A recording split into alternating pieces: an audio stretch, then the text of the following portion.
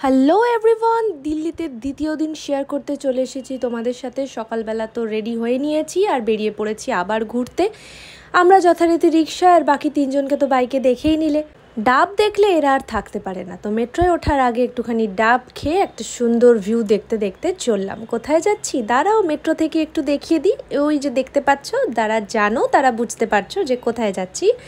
তো মেট্রো থেকে নেমে উঠে পড়লাম টোটোতে। দেখো কীরকম টোটোতে উঠেছি, একটা দিদি চালাচ্ছে। ও মাই গড, কি ভালো লাগে না যখন মেয়েরা এতখানি স্ট্রাগল করে নিজের জায়গায় এগিয়ে যায়।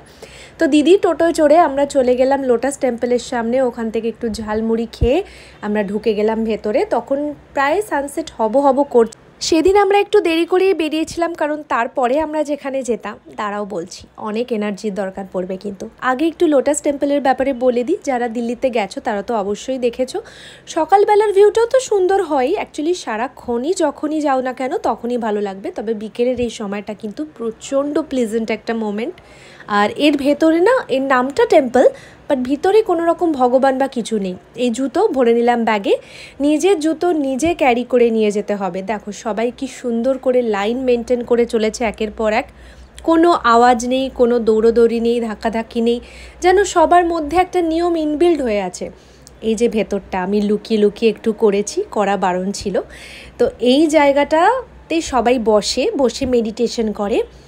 অদ্ভুত একটা প্রশান্তি, যতক্ষণ না তুমি ওর ভেতরটা ঢুকছো না কিছুই নেই, কিন্তু এত কিছু আছে বলে বোঝানোর নয়।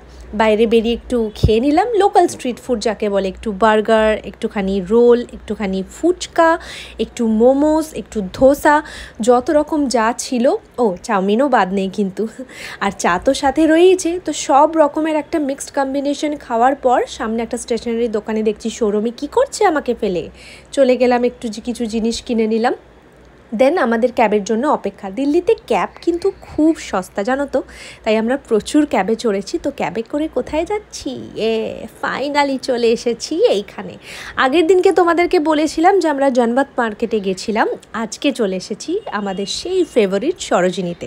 দিল্লি মানেই সরোজিনী, জানি না আমাদের কলকাতাতেও গড়িয়াহাট আছে, হাতিবাগান, শ্যামবাজার আছে, কিন্তু স্টিল সরোজিনীর প্রতি একটা আলাদা কিন্তু ক্রেজ সবসময় থাকে।